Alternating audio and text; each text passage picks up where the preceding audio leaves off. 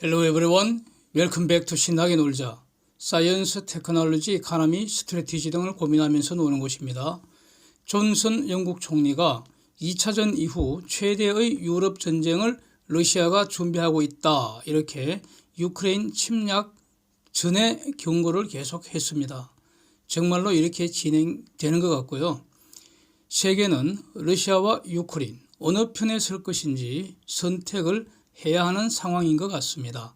3월 2일 날 UN 긴급특별총회에서 러시아 침략 규탄하고 러시아군 철군을 결의할 때 찬성 141, 반대 5, 기권 35였는데 여기에 중공, 인도, 이란, 베트남 등이 기권을 했고요. 3월 24일 긴급특별총회 또 열어서 우크라이나 인도주의 위기 상황이고 그 책임은 러시아에 있다고 러시아를 또 규탄한 결의안이 찬성 140, 반대 5, 기권 38 이런데 중공, 인도, 베트남, 이란 또 기권을 했습니다. 중공과 인도는 경제 제재에도 참여하지 않고 있습니다.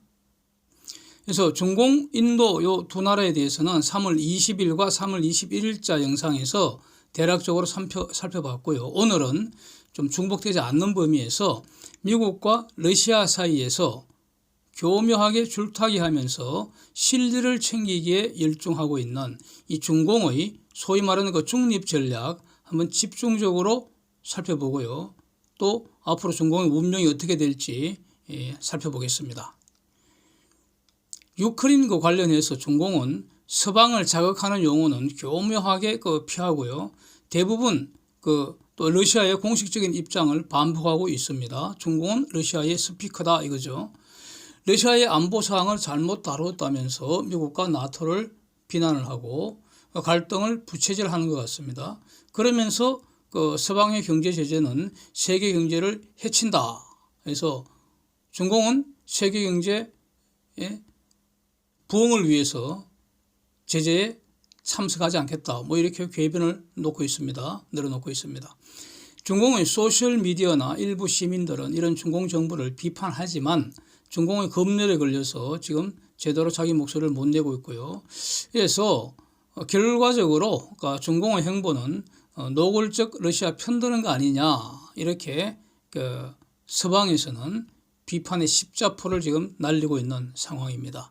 그런데 중공 러시아가 지금 말로는 밀접한 그런 형제관계 브라더후드라고 떠들고 있지만 실질적으로 중공이 러시아의 경제난을 돕기 위한 그런 유형적인 눈에 보이는 행동은 없지 않은가 이렇게 보여집니다. 중공은 러시아를 지원하는 거 거부했고 미국의 세컨더리 생션 요 협박에 사실상 굴복한 것으로 보입니다. 그래서 또 한편은 이 중러 관계가 서로 브라더후드 이렇게 표현을 하고 있는데 제가 볼 때는 말이죠. 스탈린 시대에는 러중 관계는 부자 관계 정도였다면 왜냐하면 쟤들이 브라더라는 말을 쓰니까 지금은 만약에 지금 브라더후드 성제 관계라면은 그러면 형이 누가 될지 요거 보이지 않는 경쟁이 아주 심하지 않겠습니까? 제 눈은 그렇게 보입니다. 중공은 말로는 미국이 빅1이라고 하고 중공은 이제 빅2라는 거죠. 그래서 상호 존중하면서 즉 우리를 빅2로 인정을 좀 해달라는 거죠. 그러면서 국제 질서를 같이 만들고 같이 이끌어 나가자 이렇게 계속 말을 하고 있습니다. 그러면서 하나의 나라가 절대적 영향력을 행사하던 시기는 지났다. 즉 미국은 중공 없이는 못한다 이거 아니겠습니까? 지금은 원핵 시대 아니고 다핵 시대다. 이렇게 쭝얼쭝얼 하면서 미국이 주도하는 대로 끌려가지 않겠다고 지금 말하고 있는 것이죠. 그래서 중공을 압박하려는 모든 시도는 전부 실패할 거다. 중공은 이런 것을 굴복 안 한다. 이렇게 말은 하고 있는데 제가 볼 때는 미국이 중공을 압박한다기보다는 미국이 중공을 압박한다고 중공이 선동하고 있다. 이렇게 보인다는 겁니다. 이게 바로 공산주의자들 선전선동설의 기본 중에 기본이라고 저는 정리하고 있습니다. 그런데 만약 중공이 힘이 있다면 즉 B2 비스무리한 그런 힘이 있다면 그 힘의 근원이 무엇이겠는가? 그것은 바로 중공 시장이 서방 시장에 접속되어 있기 때문입니다.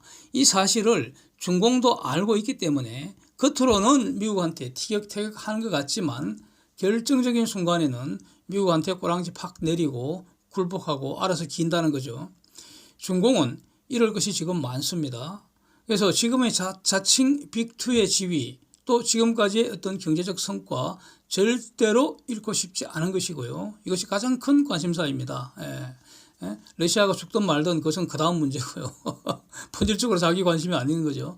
더 나아가서 지금부터 더 비약적인 그런 경제 발전을 하고 싶은데 이를 위해서는 미국 주도의 자유민주주의 시장경제가 반드시 필요하고 러시아는 없어도 되는데 미국은 있어야 된다는 겁니다. 이거 없이는 불가능하다는 사실을 알고 있기 때문에 그렇다는 거죠.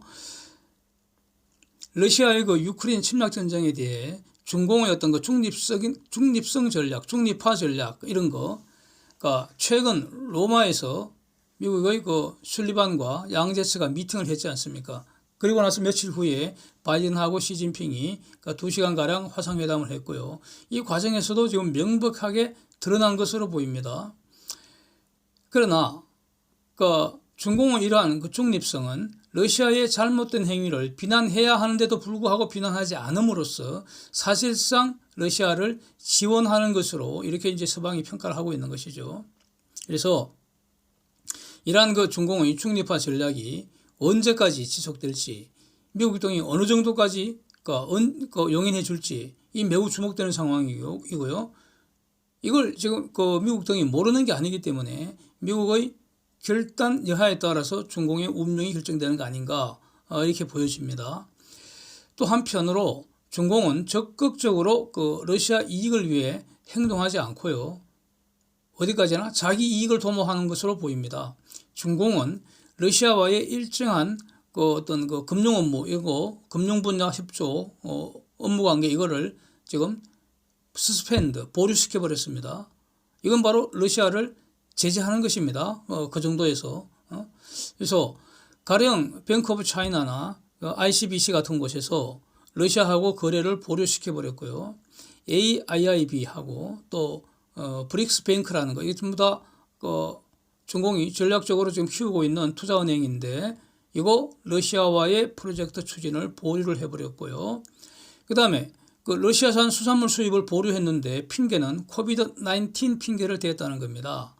그리고 또 러시아 항공기 부속품 이거 지원 좀 해달라 이렇게 중공한테 부탁을 했는데 이런 러시아의 부탁을 중공이 거절했다는 겁니다. 그래서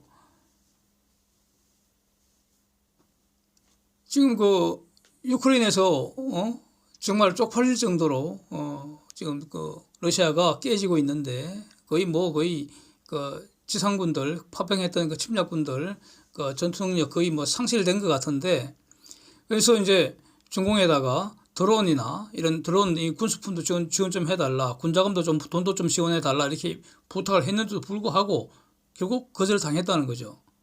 그래서 그런데도 불구하고 러시아의 적국인 유크레인에는 그래도 담요라도 보내고 있다는 겁니다. 그렇다니까 지금 푸딩이 뚜껑 확 열리지 않겠습니까? 완전히 돌아버리기 직전일 것 같습니다. 그래서 러시아가 어떻게 반응을 하는가? 러시아 중공 관계는 지금 매우 좋다는 겁니다. 그래서 앞으로 더 좋아지기를 바란다 이렇게 발표를 했습니다. 즉 이 말은 까고 보면 지금 중공하는 짓 정말 마음에 안 든다는 거죠. 그래서 앞으로 더 잘하라고 경고하는 거 아니겠습니까? 이렇게 해석해야 할 것입니다. 중공은 한편으로는 러시아 편에서 미국을 비난하고 경제제재는 동참하지 않는다 이렇게 말은 하고 있지만 미국이 설정한 어떤 금지 행위는 바싹 엎드려서 알아서 지키고 있다는 겁니다. 그래서 형제관계라는 러시아의 공경에 편성해서 푼돈 벌기에 열중하고 있는 것 같다는 겁니다. 이거를 4가지 분야에서 한번 살펴보겠습니다. 첫 번째 무역관계입니다.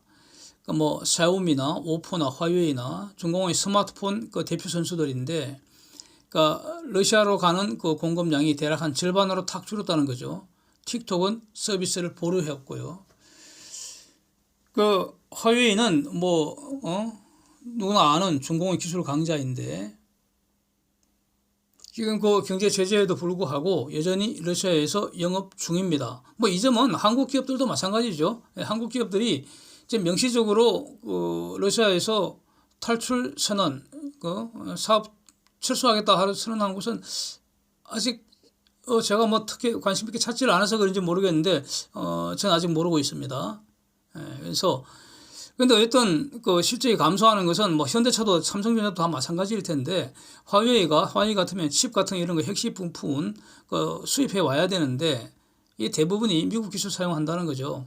그래서 미국이 첨단 그 제품 대략 한 50% 정도 수출 금지시켰기 때문에 이것을 지금 거의 대부분의 나라가 다 시키고 있기 때문에 타격을 받을 수밖에 없는 거죠.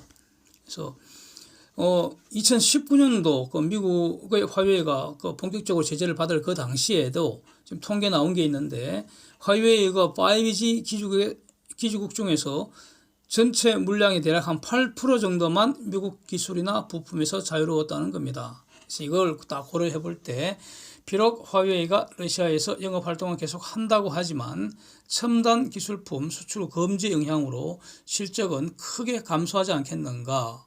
그래서 지금 러시아 내의 산업 활동이 전부 이렇게 위축된다는 거죠. 그래서 금년 GDP 성장률 볼만하겠죠. 또 한편 서방과 일본 제조업체들이 대거 지금 러시아를 떠나버렸으니까 지금 무주공산이 되어버렸잖아요. 그래서 중공 자동차 회사 하발 같은 경우에는 거의 가격을 갑자기 50%까지 올렸다는 겁니다. 명목은 물류 병목 현상 때문에 지금 비용 급등했다. 그래서 50% 올려야 한다. 이렇게 했다는 건데 본질은 메이지들이 다 떠나버렸으니까 공급자라면 러시아하고 이제 중공업체밖에 없다는 건데 경쟁이 팍 줄어드니까 그래서 독과점 비슷하게 돼서 가격이 올라간 거 아니냐 이렇게 지금 어떤 해석도 하고 그런 것 같습니다. 지금 기사를 쓴 분은 지금 현대차는 지금 전혀 고려를 하지 않는 것 같습니다. 현대차도 남아 있는데 말이죠. 서방 기업들이 떠난 후에 중공은 지금 쇼핑센터 같은데 이제 물건들이 텅텅 비었을 테니까 저걸 전부 자기들이 채우고 싶다. 그렇게 노리고 있겠죠. 즉 한몫 보자 이런 생각인 것 같은데 러시아 2월 물가 상승률 한 8.4%라고 합니다. 그런데 이거는 3월 이후를 봐야지 지금 러시아에서 진행 중일 그런 지옥의 진면목을 볼 수 있을 것 같고요. 중공 브랜드도 이제 값이 폭등하는데 중공 브랜드 아닌 것은 훨씬 더 비싸겠죠. 그래서 중공 자동차 메이커들 매출이 지금 70%까지 폭등을 했다고 합니다. 살 게 이런 것밖에 없을 테니까. 근데 금년 1, 2월 이렇게 두 달 동안 중공하고 러시아 간 무역이 한 38.5% 폭등했다고 하는데 그래서 서방 기업들 글로벌 리딩 기업들 한 400여 개 떠났으니까 그 텅 빈 무주공산인 러시아 시장을 중공 기업들이 장악하겠다 이런 야심을 갖고 있는 것 같고요. 그래서 단기간에 중너 교육 규모 역사적 대기록을 세울 가능성이 높은데 가령 해운사 같은 경우에는 지금 러시아 영업 대부분 다 중단을 해버렸는데 남아있는 것은 중공 해운 대표 선수인 코스코만 남아있다는 거죠. 그래서 결국 코스코가 독식할 가능성이 높은데 그래서 중너 간 교육 규모가 역사적 규모로 엄청나게 늘어날 것 같은데 그럼에도 불구하고 러시아의 경제적 몰락을 막아줄 버팀목 되기에는 중공의 능력은 매우 제한적일 것이다. 이렇게 일단은 결론을 내리겠습니다. 뒤에 더 자세히 보겠습니다. 마지막 중공의 한계라는 주제로 보겠습니다. 두 번째는 금융산업 분야를 한번 보면은 중공이 지금 러시아를 실질적으로 제대로 도와줄 수 있는 분야가 금융하고 에너지 분야인 것 같습니다. 그래서 에너지 분야는 이후에 보고요. 러시아 은행들 가령 알파뱅크나 VTB 이거 선두로 해서 위안화 거래 지금 폭발적으로 증가하고 있다는 겁니다. 달러, 유로 이런 게 다 막혀버렸으니까 엔화 거래 이런 게 다 막혀버렸으니까 남는 건 위안화 거래죠. 3월에는 위안 매출이 4배 이상 증가했다고 그러고요. 이게 바로 루블, 유로 거래의 3분의 1까지 수준으로 급증을 했다는 겁니다. 그래서 지금 그 비자, 마스터, 그다음에 뭐 아메리칸 익스프레스 이런 거 다 떠나버렸잖아요. 그러니까 그 어떤 은행들 같으면 중공의 그 유니온페이 카드 발급 건수가 지금 10배 이상 폭증을 했다는 겁니다. 그리고 또 이 카드 그 소비자들 상대로 여론조사를 해봤더니 한 35% 정도, 응답자들 35% 정도가 중공의 유니온페이로 교체하겠다, 뭐 그렇게 반응을 보였다는 거죠. 근데 여기서 아주 재미있는 것은, 그러면 이런 어떤 그 은행들 카드 장사 이렇게 잘 되는 거 엄청 좋은 일인데 이걸 누가 태클을 거느냐? 중공당국이 태클을 건다는 겁니다. 러시아 은행들이 중공 금융 시스템에 너무 많이 몰려드는 거 이거 싫다는 겁니다. 세컨드리 쉔션 당할 수가 있다는 거죠. 그걸 걱정하는 겁니다. 중공이. 중공의 그 거대 핵심 은행들, 이게 이제 결국 중공하고 러시아 간 거래를 결제를 하게 되는데 이렇게 그 러시아를 도와주다가 만약에 중공을 달러 거래망에서 제외해버리면 어떻게 됩니까? 그럴 위험이 있다는 거죠. 그래서 그거 감수하지 않겠다는 겁니다. 그래서 저렇게 그 태클을 건다는 겁니다. 그래서 지금 그 러시아하고 주로 이제 결제하고 있는 데가 그 중공의 소형 지방은행들, 지방은행들이라는데 이건 뭐 국제 경도 없다는 거죠. 그래서 얘네들이 주로 그 러시아하고 금융, 지불 서비스 이런 걸 담당을 한다는데 그래서 중공 입장에서는 소탐 대실 될까봐 마음 쪼아린다는 겁니다. 푼돈 벌어보려다가 중공 그 대형 핵심 은행들이 세컨드리 생션 걸려버리면 어떻게 됩니까? 그럼 달러망에서 만약에 퇴출된다면은 그럼 목돈 날리는 거 아닙니까? 목돈 날리는 정도가 아니라 목숨 날릴 수도 있다는 겁니다. 그래서 태클을 건다는 겁니다. 지금 흔히들 이제 스위프트에 대항을 하기 위해서 스위프트를 대체를 하기 위해서 중공하고 러시아가 자기들만의 결제망을 만들었다고 하죠. 그래서 중공에 있는 게 이제 CIPS라는 건데 이게 본질은 중공판 짝퉁 모조품이라는 겁니다. 즉 이것도 가령 러시아 은행이 스위프트 퇴출당한 그 러시아 은행이 중공의 이 CIPS 이걸 이용하려고 중공은행과 거래를 하게 되면은 결국 그 중공의 그 은행도 나중에는 그러니까 스위프트를 통해야지 이거 거래가 끝난다는 겁니다. 그래서 스위프트에서 벗어날 수가 없다는 겁니다. 21년에 중러 무역액이 146빌리언 달러라고 이게 지금 보도마다 약간씩 다르고 그래서 여기서는 그 146빌리언 달러 이렇게 가지고 진행을 하겠습니다.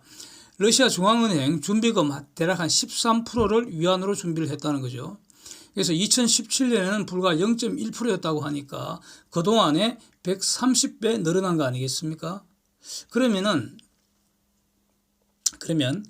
최소한 2017년부터 러시아는 오늘의 이 전쟁을 본격적으로 준비했다고 봐야 하지 않을까?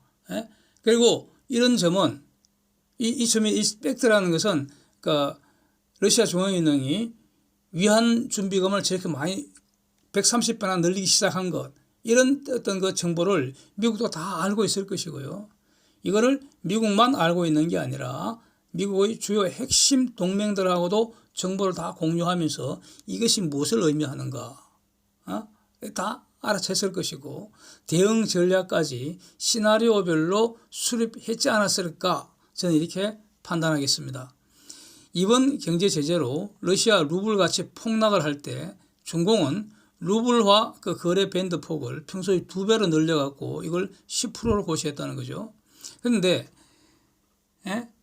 루블 그 위안 둘 다 전부 국제거래에서 별로 거래가 안 되는 돈이죠. 위안화 비중은 고작 3% 정도라고 하고요. 달러는 80% 넘지 않습니까?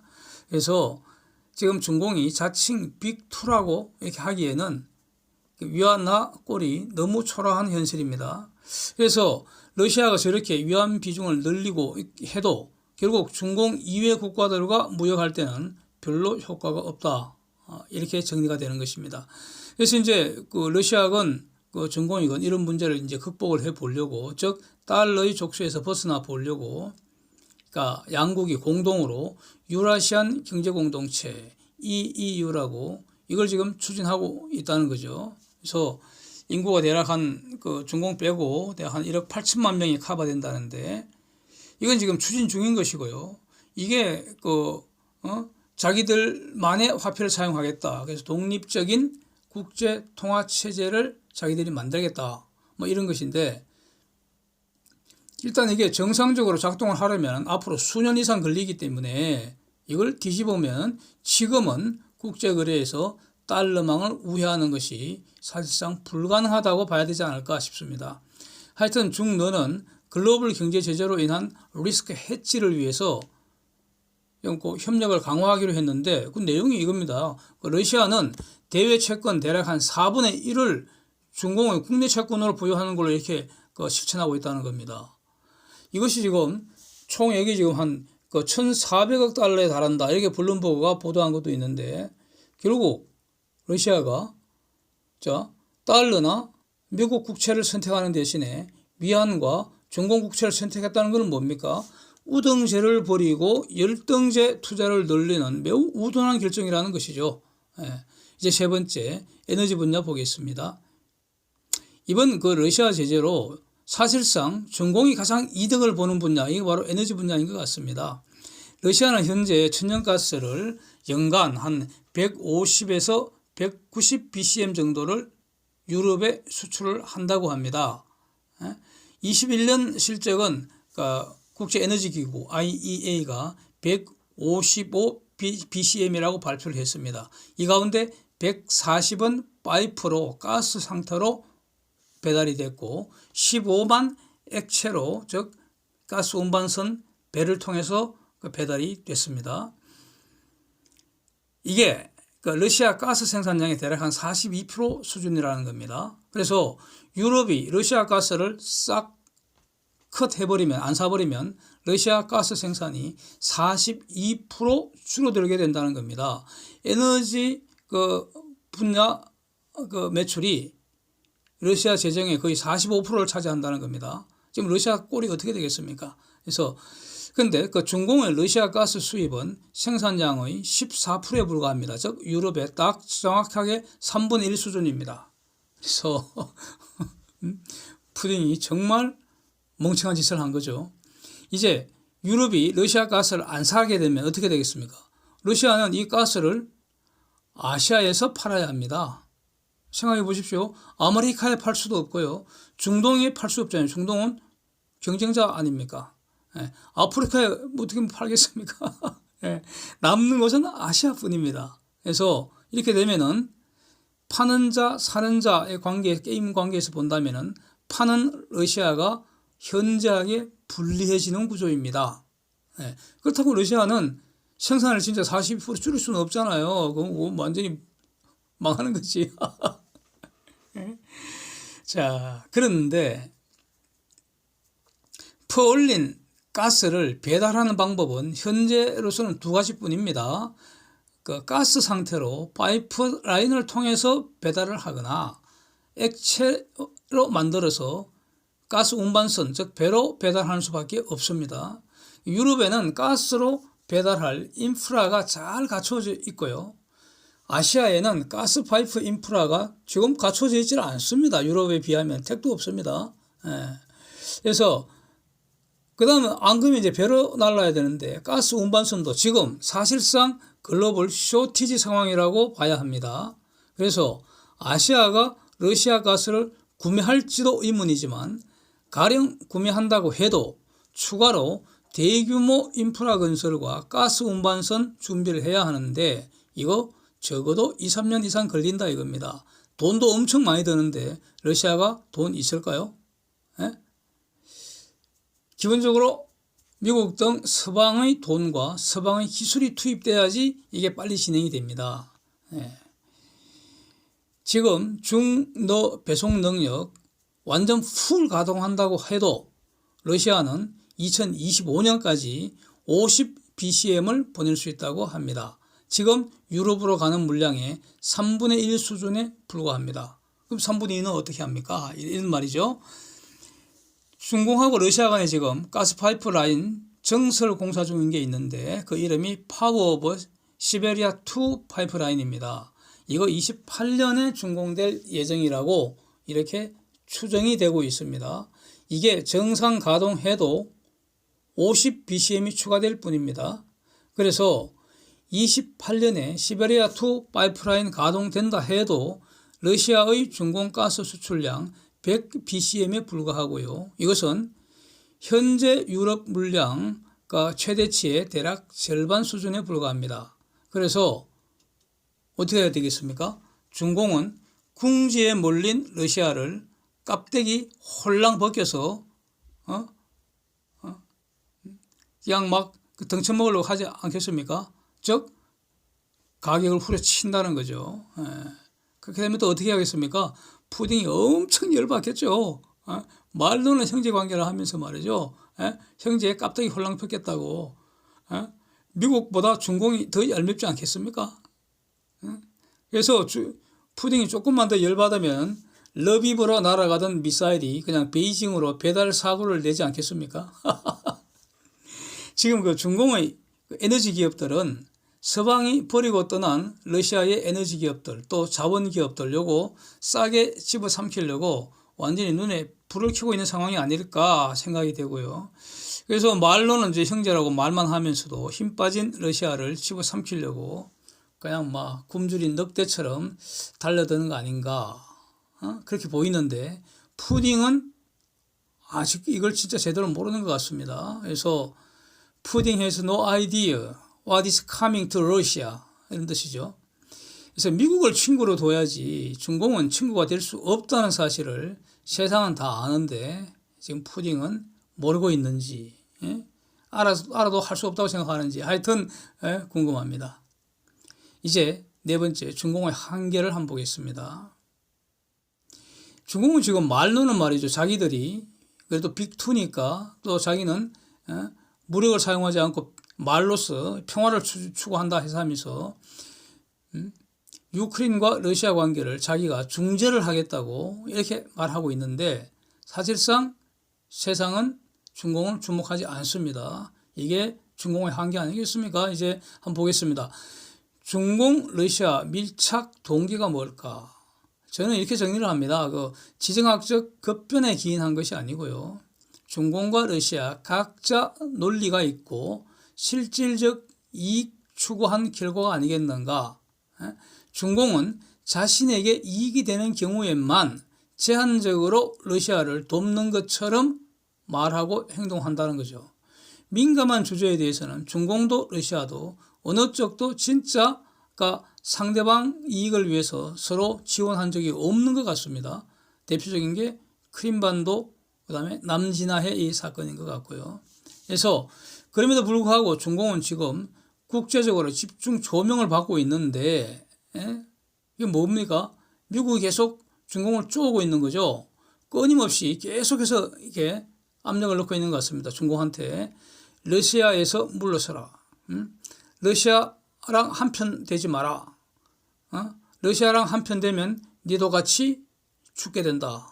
이렇게 계속 말하고 있다는 겁니다. Step away from Russia or face consequences.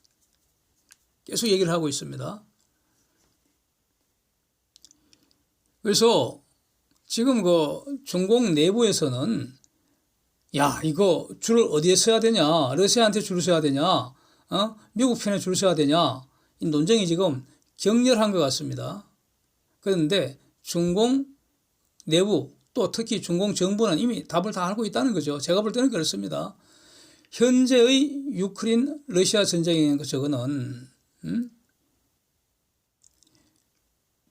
장기적으로 보면은 국제관계가 새로운 질서를 만들어가는 새로운 질서를 형성하는 과정에서 바로 전략적 패권 전쟁의 일부일 뿐이다. 이걸 다 알고 있다는 겁니다.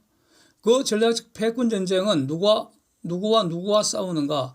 미국 등 서방과 그 반대 세력이 싸우는데 지금 그 반대 세력을 중공과 러시아가 같이 이끌고 있다는 겁니다.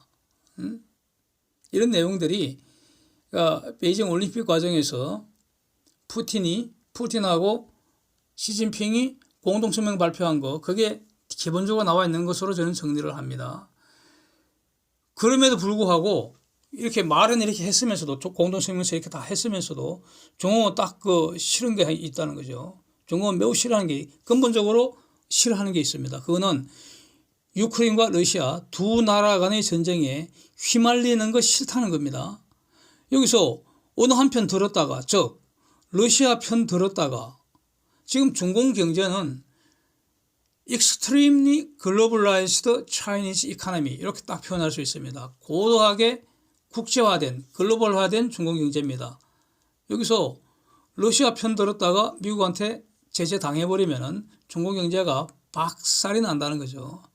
이게 너무 싫다는 겁니다. 즉 중공은 이미 많은 것을 이루었기 때문에 그것을 이룰 수가 없다. 이룰 것이 지금 너무 많다는 거죠.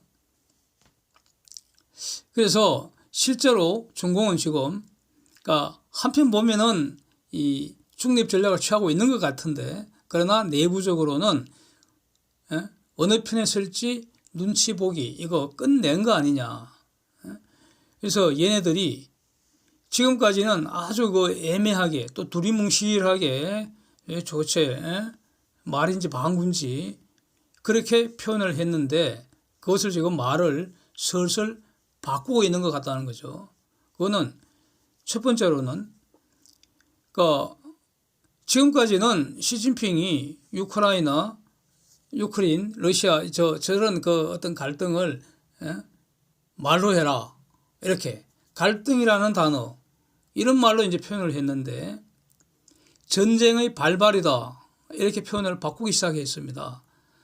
프랑스 마크롱과 통화할 때, 독일의 슐츠와 통화할 때 이렇게 말을 바꿨습니다. 그리고 바이든하고 화상회의할 때는 전쟁의 종식이라고 표현을 분명하게, 이게 정상적인 제대로 된 말을 사용하고 있다는 거죠. 두 번째 아주 재미있는데, 로마에서 그 술리반과 양제츠가 회의할 때 양제츠가 중공의 스탠스에 대해서 미국이 오해하지 마라, 이렇게 그 말을 했다는데, 저는 이 말을 들으면서 이렇게 해석을 했습니다. 이 말을, 중공이 러시아 편이라고 미국이 오해하고 자꾸 러시아 편 서지 말라고 어느 편인지 선택하라고 이렇게 난리를 치는데, 사실은 중공은 러시아 편 아니라는 의미로 중공의 스탠스에 대해서 미국이 오해하지 마라, 이렇게 표현했다고 저는 해석을 하겠습니다. 그래서 중공 쟤네들 한마디로 골 때리는 그 쥐새끼 같은 것들은 아닌가 싶습니다. 하여튼 중공의 표현은 여기서 China is not party, 이렇게 말했습니다. 당사자 아니라는 거죠. 이 말은 한편 미국도 달래고 한편 러시아도 달래면서 자신들은 한 발 물러서서 돈이나 벌겠다, 이렇게 들린다는 겁니다. 그래서 유크레인에 담요를 보냈다는 거죠. 그래서 유크레인 여성 부총리가 공개적으로 중공을 아주 심하게 비난하는 영상을 제가 봤습니다. 비난의 요지는 이겁니다. 러시아가 아파트와 유치원을 전투기와 미사일로 두드려 부수고 아이들, 여성들, 노인들을 다 죽이고 있는데, 우리에게 필요한 것은 방공 무기이지 담요가 아니라는 거죠. 중공은 러시아 기름과 가스를 사서 러시아한테 전쟁 자금을 대주지 말하는 겁니다. 그래서 제가 그 인터뷰 영상을 보는데 그 여성 눈에서 담요를 보낸 그 중공에 대한 분노가 그냥 이글이글 불타고 있는 걸 느꼈습니다.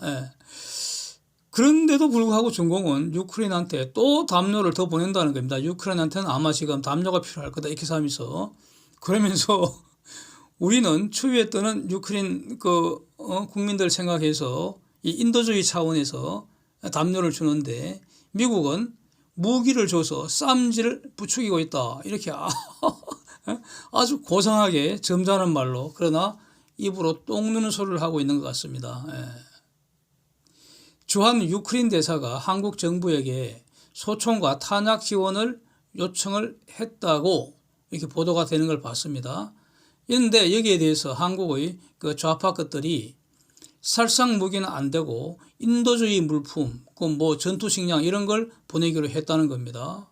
이거 완전히 중공 것들하고 똑같은 그런 유크레인을 분노하게 하는 짓거리 아닌지 모르겠습니다. 예?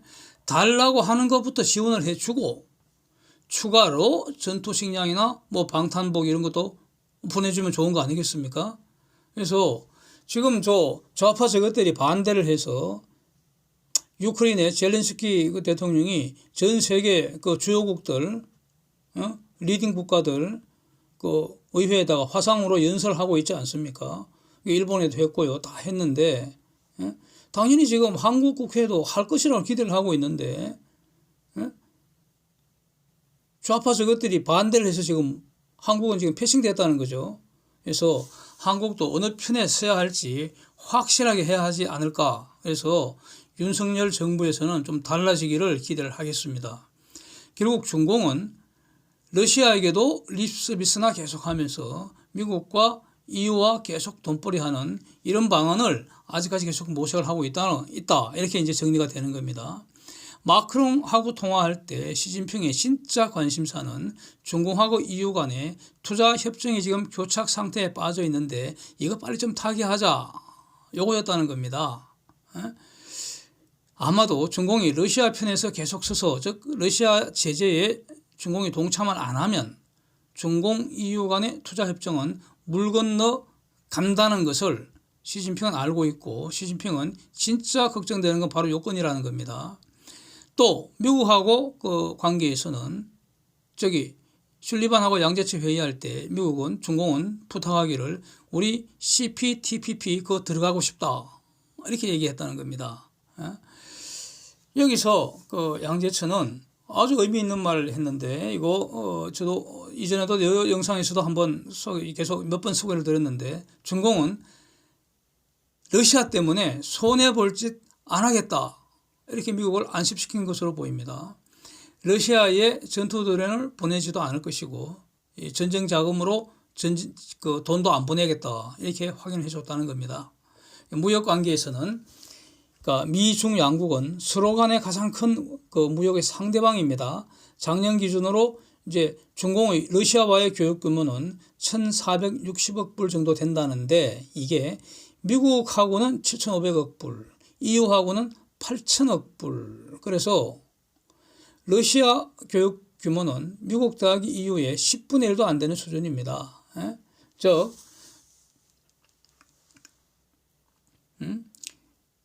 중공 입장에서는 러시아 잘라내도 아무 큰 지장이 없는데 미국과 EU가 막혀버리면 그냥 망해버리는 거죠. 그렇습니다. 중공은 미국에게 트럼프가 부과한 그 경제 제재 주로 관세 남아 있는데 요거 좀 풀어달라는 거 이게 가장 큰 관심사죠. 계속 이제 그 부탁을 해야 합니다. 트럼프 이전으로 돌려달라고 계속 부탁을 하는데 아직도 3분의 1은 그대로 남아 있다는 겁니다. 그때 그 트럼프하고 그 협상했을 때 중공이 사줘야 할 게 미국의 에너지하고 뭐 농산물 아니었습니까? 그래서 중공은 미국의 대두, 옥수수 이런 거 계속 수입을 해주고 있고요.